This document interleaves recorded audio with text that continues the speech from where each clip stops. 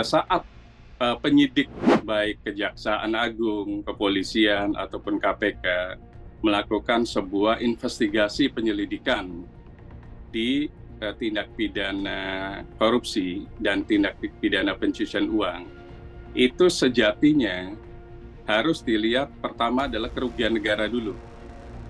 Kerugian negaranya berapa? Dari semua tersangka, katakanlah kerugian negara 271 triliun dan mungkin bisa naik kalau dihitung ulang oleh BPK atau BPKP.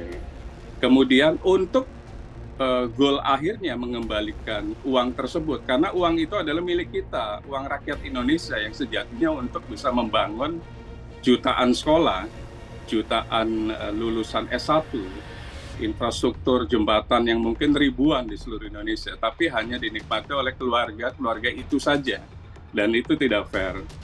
Setelah ketahuan kerugian negara yang harus dikembalikan oleh para tersangka, baru dilihat ada apa saja yang dimiliki oleh mereka. Apakah ada cash di sebuah rekening, ataukah ada deposito, asuransi, kemudian aset tidak bergeraknya, apakah ada rumah, sawah, apartemen, gedung, kemudian ada tas Hermes, Louis Vuitton, Chanel, dan lain-lain, termasuk dengan private jet. Kalau memang itu bisa mengakumulasi angka 271 triliun kerugian negara, sita. Tinggal penyidik harus bisa melihat kejadiannya di tanggal berapa dan tahun berapa. Katakanlah kejadiannya itu di tahun 2015 sebelum terjadi COVID yang kita semuanya susah. Kemudian beli private jet-nya itu setelah kejadian tersebut, tindak pidana korupsi tersebut atau pencucian uang tersebut, itu adalah layak untuk disita. Karena apa? Untuk menggabungkan kerugian negara yang harus dikembalikan kepada Kementerian Keuangan di Direktorat Jenderal Perbendaharaan Negara. Artinya sepanjang bisa equal 271 tersebut, apakah cash ada berapa triliun, kemudian tas Hermes ada berapa miliar, kemudian bando-bando, baju, dan lain-lain, itu berapa dinilainya. Termasuk mobil dan private jet. Itu sah. Karena apa? Itu adalah uang negara dan uang kita semuanya. Pertama, yang paling penting dan paling utama, itu adalah kerugian negara harus dikembalikan. Dalam bentuk apapun. Nanti akan disita, dilelang oleh penyidik. Apakah itu bergerak ataupun tidak bergerak. Kalau memang ada dugaan bahwa pembelian private jet itu dari hasil dana ilegal, dana yang diperoleh dari tahun 2015 sampai 2022, fase tempus delictinya, penyidikannya, kalau memang itu aliran dananya dari situ, itu bisa disita. Kemudian kejaksaan harus mengembangkan kasus ini. Kenapa sih banyak orang kaya memiliki private jet? Untuk apa private jet tersebut? Kenapa tidak menggunakan transportasi yang kita sebut komersil, pesawat komersil? Karena namanya private jet, kemudian helikopter, dan lain-lain, itu pasti bandaranya berbeda. Jadi tidak masuk ke bandara komersil. Nah, di situ semestinya intuisi dari kejaksaan sebagai penyidik tindak pidana korupsi dan tindak pidana pencucian uang yang huge amount ini harusnya bisa melihat ke sana. Jadi nalar semuanya sebagai intuisi penyidik harus masuk di situ. Kenapa sih harus ada pembelian private jet? Nah, itu harus diduga pembuktian dulu. Apakah hanya untuk perjalanan biasa supaya tidak melewati bandara komersil, atau ada tujuan lain? Tujuan lain yang kita sebut mungkin menyembunyikan gitu. Nah, kalau memang itu ada alurnya, ada sebab akibatnya, berarti kejaksaan harus bisa melakukan pengklarifikasian kepada saksi-saksi, termasuk saksi yang ada di negara-negara yang kita sebut tax haven. Negara tax haven itu salah satunya Singapura, Malaysia, Christmas Island, kemudian Panama, dan lain-lain. Mereka itu tidak ada pajak, jadi surga bagi pengemplang pajak itu ada di sana semuanya. Nah, itu harusnya diselidiki, harusnya diinvestigasi secara runut dan serius. Karena apa? Karena memang dugaan-dugaan tindak pidana korupsi dan tipikor pasti akan memarkirkan pelaku tipikor dan pelaku tindak pidana pencucian uang itu tidak takut dengan pemenjaraan. Yang mereka takutkan adalah pemiskinan. Mereka pasti tidak mau miskin. Tapi kalau penjara mereka mau. Nah itu kan nggak equal. Padahal ini kejahatan extraordinary crime. Artinya kejahatan luar biasa dan hukumannya pun sangat extraordinary crime. Ada 3 hukumannya. Pertama pemenjaraan. Kedua uang denda yang nilainya 1 miliar. Ketiga adalah uang pengganti. Kalau memang uang penggantinya senilai yang dikorupsi, berarti harus dicari. Mungkin cash sudah tercecer. Yang ada di rumahnya, ada di rekeningnya, ada di obligasinya, ada di depositonya. Kejar yang lainnya. Barang-barang yang memang dibeli oleh tersangka tersebut gitu, atau dititipkan ke penerima pasif. Penerima pasifnya kejar juga, siapapun dia. Baik itu pasangan, suaminya, istrinya, orang tuanya, adiknya, kakaknya, tetangganya, atau orang tangan kanannya. Itu harus dijadikan saksi. Kalau memang terbukti mereka pun aktif, jadikan tersangka juga gitu. Kalau mereka hanya menerima pasif dan mereka tahu bahwa uang itu ilegal, jadikan tersangka karena di pasal 5 Undang-Undang Nomor 8 tahun 2010 tentang pemberantasan tindak pidana pencucian uang, itu jelas ada ancaman hukumannya 5 tahun dan denda 1 miliar. Artinya apa? Pasif pun penerima itu pasti menerima dana-dana dan mereka tahu bahwa itu adalah ilegal. Jadikan tersangka juga tentunya penyidik tidak serta-merta begitu, dia harus bisa mencari 2 alat bukti. Alat bukti misalnya transaksi, penyidik bisa koordinasi sama PPATK. Kemudian alat bukti saksi, bagaimana seorang yang mungkin memiliki dana yang sangat fantastis, sangat banyak, namun penyidik tidak bisa melihat alirannya. Dari sana sebenarnya penyidik harus punya intuisi sebagai penyidik, karena mereka dididik untuk melakukan penyidikan dan mencurigai siapapun. Tinggal apakah penyidik dalam hal ini Kejaksaan Agung sudah merasa cukup? Kalau menurut saya jangan puas dengan mentersangkakan 16 saja. Kalau memang sampai 30 silakan, karena itu hak Anda sebagai penyidik gitu. Kejaksaan Agung di kasus ini luar biasa, ada di atas angin, marwahnya lagi tinggi-tingginya dibanding penyidik-penyidik lainnya di Indonesia. Gunakan momen ini, waktu ini. Jangan sampai nanti waktunya akan hilang dan akan menjadi penyidikan oleh penegak hukum lainnya, sayang gitu.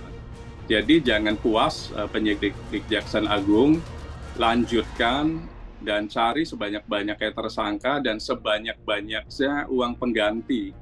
Jangan hanya cash atau di tabungan saja, tapi kejar aset-aset rumahnya, mobilnya, private jetnya, mungkin yang ada di Indonesia, investasi di Indonesia ataupun investasi di negara tax haven tersebut. Yakin penyidik pasti bisa itu, tinggal mau atau tidak.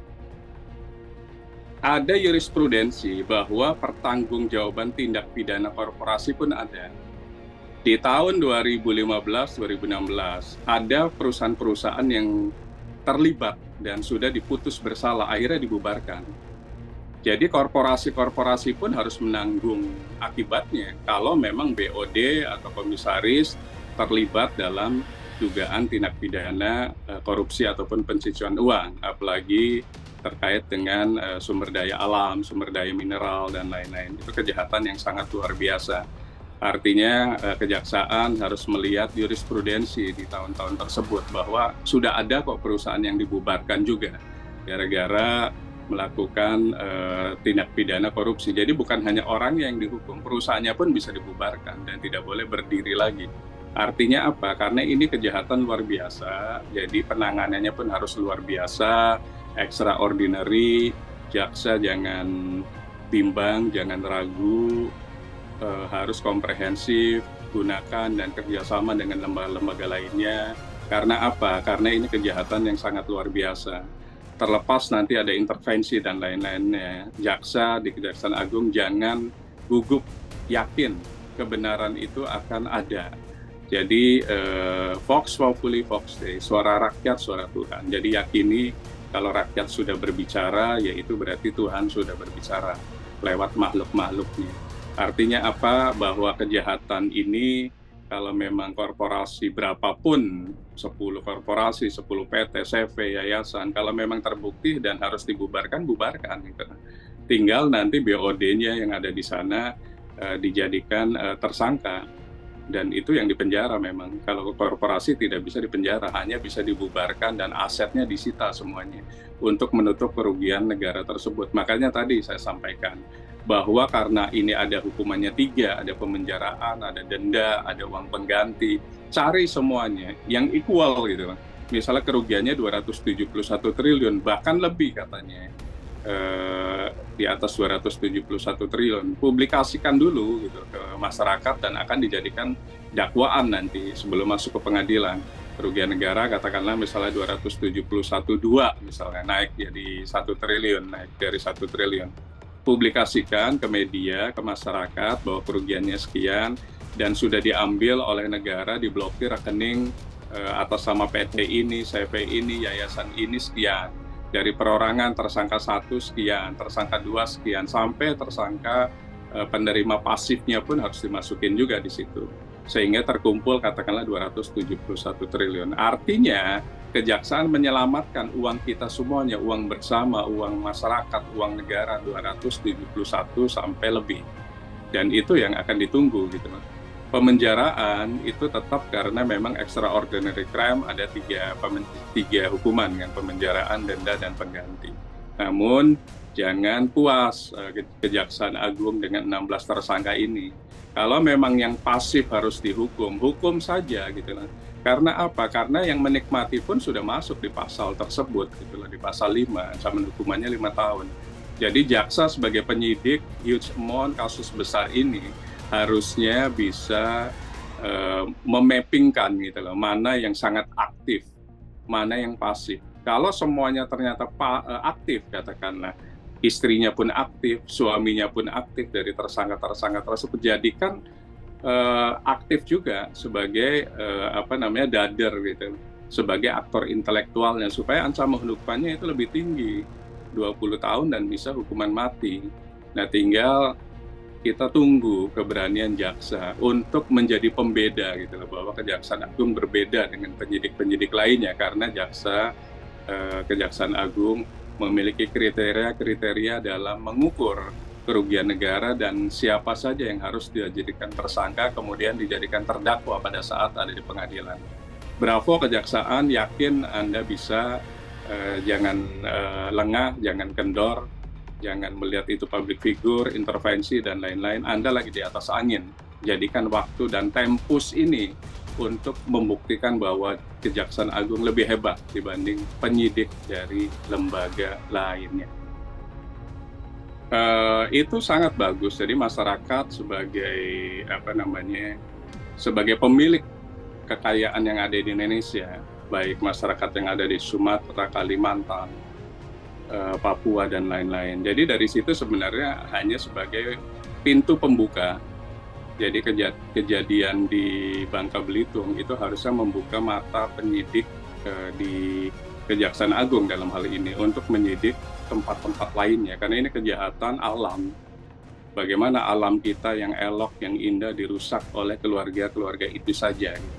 Mereka yang ada di bubble, mungkin di tempat lain yang kita tahu lah, penggalian pertambangan yang masif itu harusnya mulai diperiksa juga, dan ini sebagai pintu masuk sebenarnya. Artinya apa? Ini mulai dari pilot project dari penyidik di Kejaksaan Agung untuk memeriksa yang lainnya. Karena apa? Kejahatan korupsi yang ditambahkan dengan kejahatan sumber daya alam, mineral, itu bahaya sekali karena merusak tatanan sosial kemasyarakatan dan tatanan alam yang ada di sana gitu. Itu lebih bahaya. Makanya harus serius kejaksaan, yakini kalau memang kerugian negaranya di atas itu publikasikan gitu. Kemudian bikin efek jera kepada tersangka. Jadikan ini pintu masuk dan pilot project supaya dakwaan atau tuntutannya masuk di pasal 2 karena apa? Pasal 2 ada tambahan untuk kondisi tertentu itu boleh kejaksaan sebagai penyidik atau mungkin KPK dan lain-lain itu untuk menuntut dengan pidana mati supaya tidak ada lagi kejadian-kejadian kerusakan alam di seluruh Indonesia. Dengan adanya tuntutan pidana mati dan semua hartanya disita, baik harta yang bergerak ataupun tidak bergerak, itu akan mengendurkan calon-calon yang akan melakukan kejahatan alam, perusakan alam, dan APBN, APBD yang ada di Indonesia. Karena itu adalah milik kita semuanya gitu. Jadi kejaksaan kalau menurut saya sesuai dengan aturan perundang-undangan karena ini extraordinary crime. Jadi tiga-tiganya harus masuk pemenjaraan di pasal 2 dimasukkan pidana mati misalnya kalau memang pada saat kondisi COVID karena kita lagi susah gitu lah. Kemudian alam juga rusak semuanya. Kemudian ada denda dan uang pengganti. Artinya apa? Tiga-tiganya harus dimaksimalkan, jangan hanya 1 atau 2 atau 3. Jadi tiga-tiganya harus dimaksimalkan. Pemenjaraan yang paling maksimal. Kemudian denda paling maksimal 1 miliar. Kemudian uang pengganti sesuai dengan yang dikorupsi atau dirusak tersebut gitu. Kalau memang lebih dari itu 271 mungkin 300 triliun harus kembalikan. Makanya perlunya kerjasama dengan lembaga lainnya, PPATK, Bareskrim, mungkin Interpol karena bisa jadi ada harta-harta dari tersangka tersebut ada di luar Indonesia. Nah disitulah proses pengumpulan mulai terjadi. Memang nggak mudah, tapi yakin gitu kan. Kalau ini menjadi pintu masuk untuk semuanya, kegiatan kejahatan alam atau korupsi alam bisa jadi akan berhenti. Dimulai dari PT Timah ini. Yakin kalau saya sih jaksa akan bisa melakukan itu. Tinggal jaksa jangan puas dengan mentersangkakan 16 dan hanya bisa mengambil cash berapa miliar. Harusnya dikumpulkan semuanya sampai dapat sesuai dengan kerugian negara yang akan dipublish lagi oleh Kejaksaan Agung mungkin. Karena 271 mungkin masih kurang, harus di atas itu misalnya. Dan itu harus publikasikan. Kalau itu bisa dikembalikan, Kejaksaan Agung marwahnya akan lebih hebat lagi kalau menurut saya dibanding penegak-penegak hukum lainnya. Bravo Kejaksaan Agung. Makanya di sini kita lagi menguji nih, lagi testing water kepada Kejaksaan Agung. Kalau Kejaksaan Agung bisa memaksimalkan hukumannya, pidana pemenjaraan katakanlah tuntutannya pidana mati, kemudian ada uang denda maksimum 1 miliar diambil, kemudian uang pengganti senilai dari yang dikorupsi dan dirusak alamnya itu. Kemudian ini akan menjadi jurisprudensi bagi masyarakat atau siapapun yang merasa dirugikan oleh korporasi yang melakukan penambangan atau yayasan atau CV dan lain-lain. Masyarakat akan lebih gigih lagi atau mungkin organisasi massa, ormas dan lain-lain untuk melaporkan kepada penegak-penegak hukum lainnya baik di kepolisian ataupun KPK. Mereka memiliki bidang atau divisi namanya Dumas, Pengaduan Masyarakat. Jadi jurisprudensi yang sekarang di Timah ini, tata kelola Timah ini akan menjadi pintu masuk untuk kejahatan-kejahatan lainnya akan dibuka, diungkap oleh masyarakat. Karena bagaimanapun masyarakat yang lebih tahu gitu. Tinggal balik lagi mau atau enggak masyarakat tersebut melaporkan dan pihak penyidik menindaklanjuti laporan dari masyarakat tersebut. Makanya inti pintu masuk tata kelola Timah ini luar biasa. Kalau ini dimaksimalkan oleh Kejaksaan Agung, saya meyakini kerusakan alam, korupsi alam, perusakan alam, APBN, APBD, itu akan utuh gitu. Tidak digunakan oleh segelintir orang atau keluarga itu saja. Karena apa? Sejatinya itu untuk kemaslahatan umat, mencerdaskan kehidupan bangsa dan menjaga fakir miskin. Semestinya tidak ada pengemis lagi di Indonesia gitu. Kalau kita bisa menjaga alam dan bisa masyarakat turut serta aktif gitu loh. Bila perlu masyarakat yang melaporkan diberikan reward misalnya. Dengan alat bukti 2 atau 3 diberikan reward berapa rupiah gitu loh oleh penegak hukum, itu akan lebih bagus lagi karena masyarakat akan terpacu untuk melaporkan kejahatan alam, kejahatan korupsi, kejahatan tindak pidana pencucian uang kepada penegak hukum sehingga apa? Terminimalisir kejahatan itu yang mengakibatkan APBN, APBD tidak untuk hal-hal yang dinikmati oleh mereka-mereka saja, gitu. Tapi untuk kemaslahatan umat. Jadi silakan mungkin dibikin sebuah metodologi oleh penegak hukum bagi yang melaporkan akan mendapatkan reward apa, itu mungkin lebih menarik lagi. 1 miliar misalnya, satu kasus yang berapa ini diberikan 1 miliar, itu kan luar biasa. Akhirnya masyarakat akan aktif, bahkan proaktif untuk melaporkan kejahatan-kejahatan apapun yang ada di wilayahnya. Itu mungkin saran dari praktisi hukum.